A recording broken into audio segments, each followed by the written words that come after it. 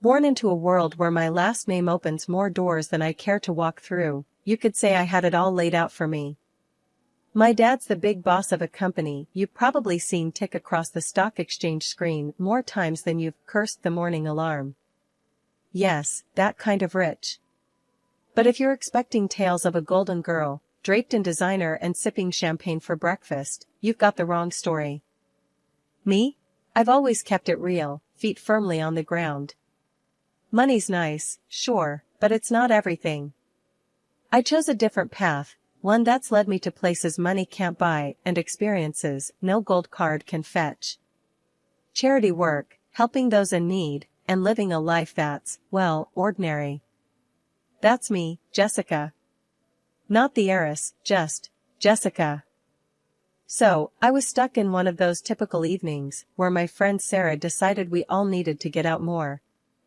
We ended up at this dive bar downtown, the kind where the beer's cheap and the lights are dim enough to hide your regrets.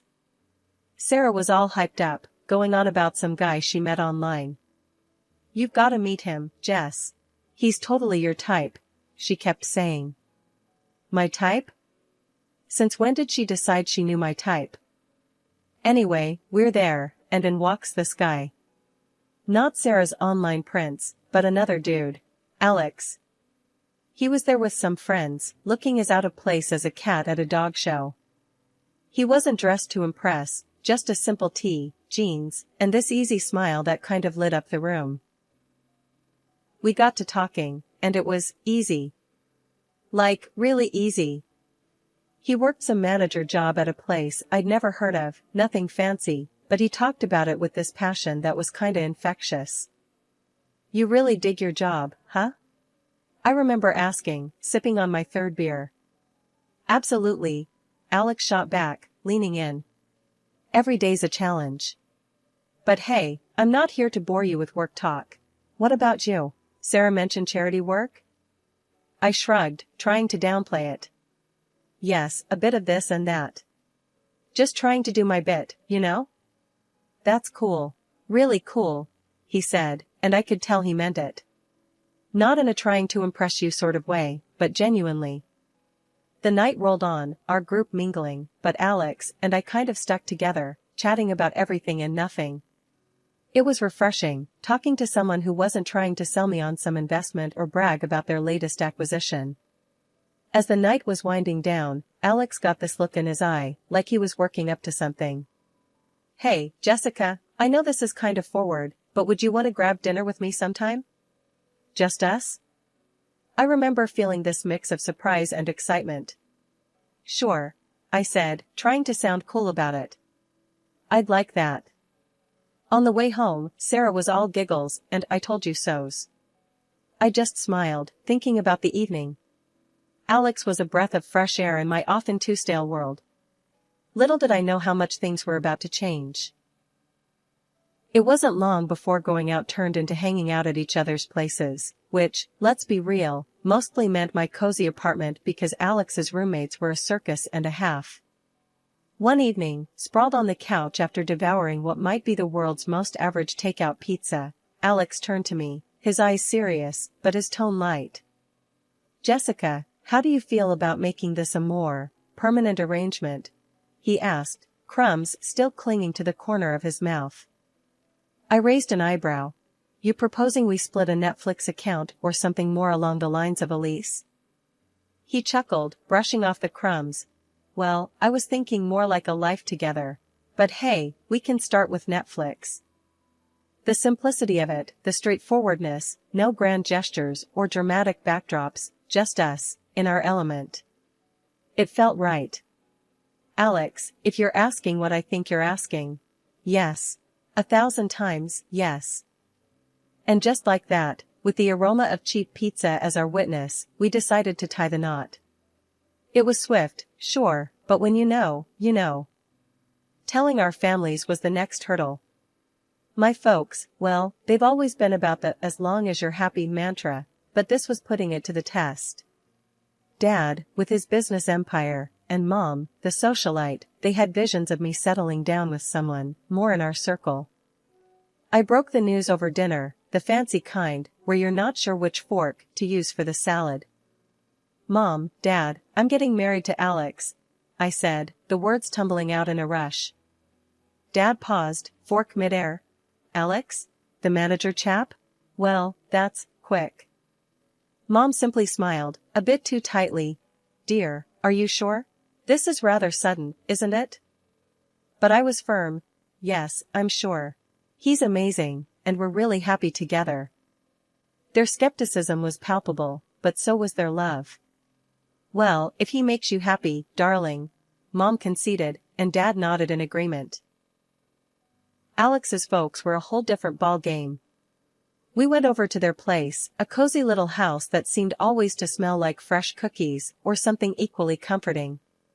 Judy and Martin, they were as down-to-earth as they come, and they welcomed me like I'd always been a part of the family. Alex tells us you're setting a date? Martin asked, passing me a plate of those infamous cookies. Yes, we're thinking sooner rather than later. Small ceremony, nothing fancy, I replied, trying to gauge their reaction. Judy beamed.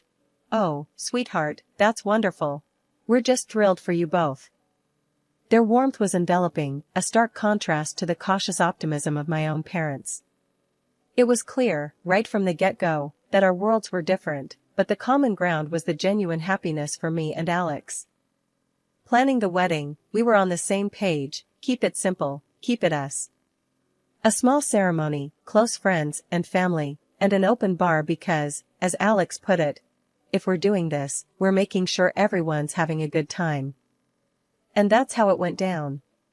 A swift engagement, not because we were rushing, but because everything just clicked into place. Amid the whirlwind, there were quiet moments, looks shared between us that said, we're doing the right thing. And we really were. Living with Alex started off as everything I'd hoped for and more. We were like two peas in a pod, making our little corner of the world in that cozy, modern apartment I had rented.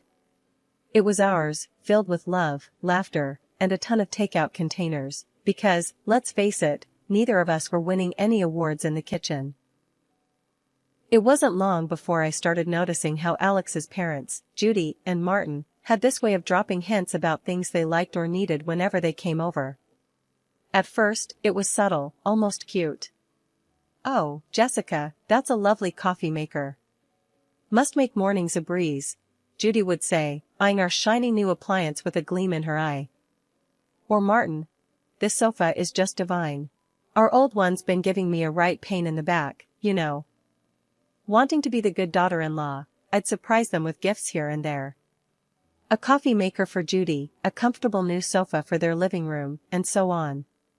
Their initial reactions were always the same, a mix of surprise and a little bit of guilt. Oh, Jessica, you shouldn't have. This is too much, Judy would exclaim, her hands fluttering to her chest. But, you know, humans are funny creatures.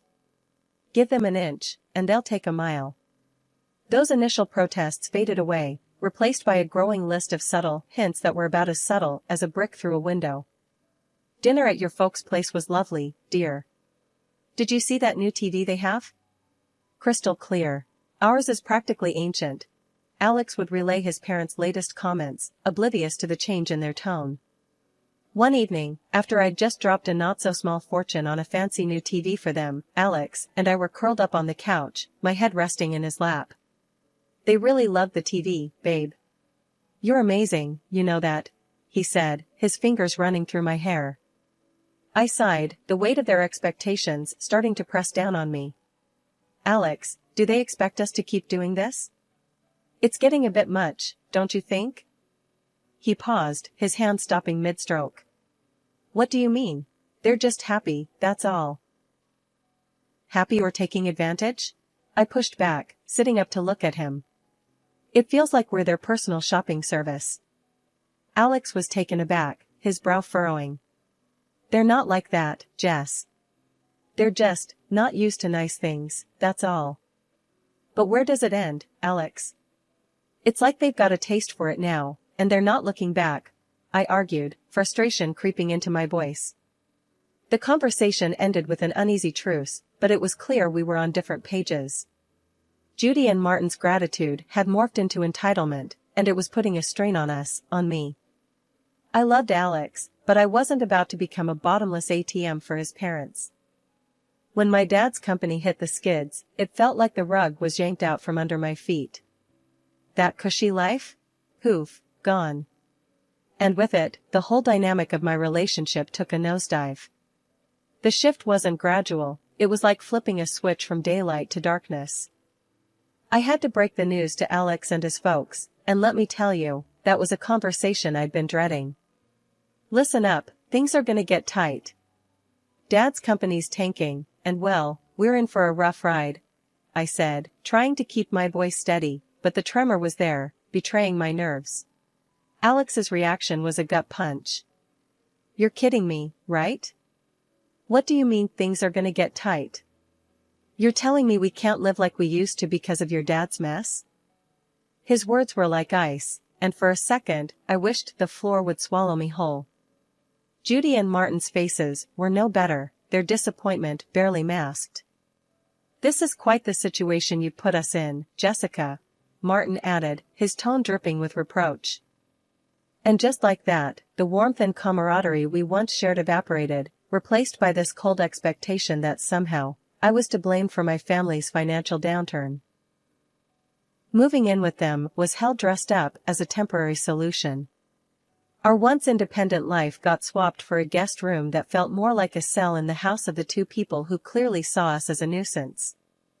The atmosphere was charged with tension, every day a reminder that I'd somehow failed them. We're cutting back on everything because of this, Judy would remind me, her voice sharp, as she served dinner that was a far cry from the lavish meals we used to enjoy. And Martin, always with a comment on saving costs. Make sure those lights are off. We're not running a charity here. But Alex, he was the hardest to bear. The man I married seemed to have vanished, replaced by someone who saw me as a letdown. Can't you do something? Talk to your dad? It's like you don't even care we're living like this. He'd snap, anger flaring over the smallest things. Our conversations, once easy and filled with future plans, now were minefields. Every word I said was a potential trigger for another outburst. I thought marrying you meant security, not this struggle, he'd throw at me during arguments, his words slicing through me. It was clear we weren't just dealing with financial stress. This was a test of our relationship, a revelation of true colors under pressure. I was stuck in the middle, battling the disillusionment from my husband and his parents, while grappling with my own sense of failure. Judy's birthday dinner was supposed to be this cozy family thing at some upscale restaurant, a break from the constant tension. But it turned into the showdown of a lifetime. I should have seen it coming, the way things had been going at their place. We're all sitting there, menu in hand, and I'm trying to keep the peace, just blend into the background. That plan got torpedoed the second orders started flying. Alex, with this grin that made my skin crawl, goes, "Let's get the steak and the lobster for us," and he throws a look my way, 1 part smug, 2 parts cruel. Jessica can do with the soup of the day. Gotta save where we can, right? They all laugh like it's the best joke they've heard in ages. Judy adds her 2 cents. Absolutely, can't have Jessica overspending now, can we? I felt this flush of heat, not embarrassment, but pure fury. Really? Soup? What's this, some kind of sick joke? I snapped back, my voice sharper than I intended. Oh, come on, Jessica.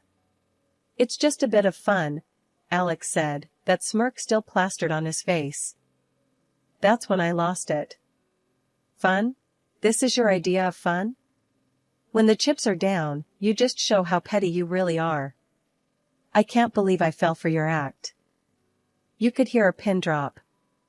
The whole restaurant was watching now, the awkwardness off the charts. I didn't sit back down. Keep your fancy dishes, and your pathetic jokes. I'm out, I said, standing up so fast my chair nearly toppled over. The noise echoed, turning more heads our way. Alex reached out, trying to play the peacemaker. Jessica, don't. Let's not make this a scene. A scene? You think I care about making a scene after that stunt? This is about respect, something you clearly have none of. I yanked my arm free and made for the exit, the weight of their stares on my back. Stepping out into the night felt like breaking out of prison. My phone was blowing up, Alex no doubt, trying to do damage control. I ignored it, my mind made up. I drove back to their place, a storm of emotions brewing inside. How had things gone so sour? Alex and I were a team, or so I thought. But that dinner? It was a slap in the face, a wake-up call I couldn't ignore. Back at the house, I packed my bags in record time, each folded shirt a reminder of the life I was leaving behind. It wasn't just about leaving a place, it was about leaving a relationship that had shown its true colors. I turned off my phone, cutting off the barrage of messages. The silence was eerie, but welcome. That night wasn't just the end of a disastrous dinner, it was the close of a chapter one had no interest in revisiting. After the disaster that was Judy's birthday dinner, I found myself driving to my parents' house. The night was quiet, a stark contrast to the storm raging inside me. By the time I pulled up to their driveway, my decision was made. I needed sanctuary, yes, but more than that, I needed advice, something only my dad could offer. Walking into the house, the familiarity of it all was both comforting and jarring. Mom was asleep, but Dad was up, sitting in his study, surrounded by papers that seemed less important the moment I stepped in. "Jessica? What are you doing here at this hour? Is everything okay?" He stood up, concern etching his face. I took a deep breath, the events of the evening pouring out of me in a flood. I told him about the dinner, about Alex and his parents, and how I felt like I'd been reduced to nothing but a source of income for them. Dad listened in silence, his expression hardening with every word. When I finished, he sighed, a sound that carried years of experience and a hint of sorrow. "Jessica, I saw this coming. I just hoped I was wrong," he finally said, his voice steady but filled with empathy. "How could I have been so blind, Dad?" "I thought Alex. I thought we were different," I said, feeling the weight of my naivety. He walked over, putting an arm around my shoulders. "You wanted to see the best in him, in them. There's no fault in that. But people show their true colors in tough times. It's a hard lesson, but an important one." I nodded, the reality of his words sinking in. "But what do I do now? I can't go back there." "You'll stay here, for starters. As for the rest, we'll figure it out together," he assured me, his confidence a balm to my frayed nerves. Then, he shared something that took me by surprise. "You know, the company's situation isn't as dire as it seems. We're actually on the verge of a breakthrough." It was a strategic move, a way to weed out the opportunists. I stared at him, stunned. "So, you mean to say we're not broke?" He chuckled, a sound that was part relief, part amusement. "Far from it. But it was important to see who would stick around when the chips were down. Unfortunately, Alex and his family showed their true selves." The revelation was a lot to process. My anger towards Alex and his parents was now mixed with a sense of vindication. They had revealed their true motives, and in doing so, had freed me from a future of manipulation and deceit. "Dad, I don't know whether to be relieved or furious," I admitted, the emotions battling inside me. "Be both. It's okay. But remember, this experience has taught you something invaluable about people and their intentions. Use it, learn from it," he advised, his words grounding me. Walking up to Judy and Martin's house the next day felt like heading into the lion's den. I was ready for a showdown, but nothing could have prepared me for the cold reception I got. Alex was standing there, divorce papers in hand, with a look that could only be described as triumphant disdain. "Here you go. Let's get this over with," he said, practically shoving the papers at me. His parents were hovering behind, barely containing their glee. Finally getting rid of the freeloader, Judy snickered, and Martin nodded in agreement, a smug smile plastered across his face. Alex joined in. "Yes, turns out you're just an ordinary dummy without your daddy's money. Thought you'd cry, but guess what? We don't need a tearful mess around here." Their words stung, but not in the way they expected. I felt a bizarre mix of anger and liberation. I looked at the papers, then at them, and without a word, signed where I needed to. As I did, their smiles widened, thinking they'd won. But I had the last laugh. Pulling out a newspaper from my bag, I slapped it down on the table with more force than necessary. "Thought you might find this interesting," I said, my voice dripping with unrestrained satisfaction. The headline screamed about my dad's company making a monumental comeback, profits soaring higher than ever. Watching their faces drain of color was a sight I'd pay to see again. Judy and Martin's smugness vanished, replaced by shock, then desperation.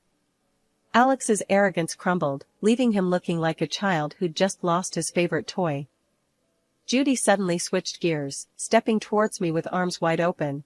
"Oh, my sweet girl, it's all a big misunderstanding.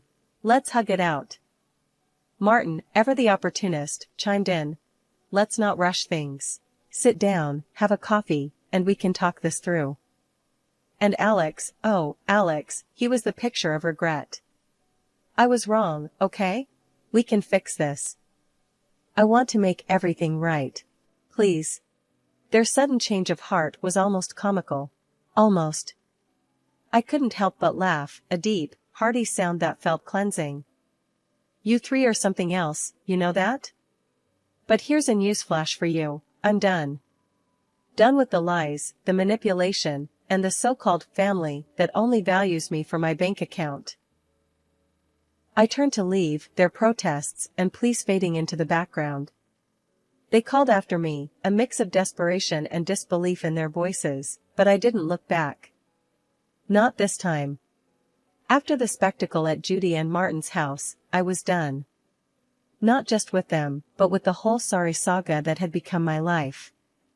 I needed a fresh start, a clean slate. So, I took some time, holed up at my folks' place, getting my head and heart back in the game.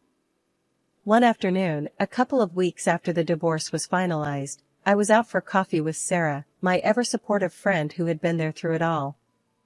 "Girl, you look like a weight's been lifted," she commented, sipping her latte.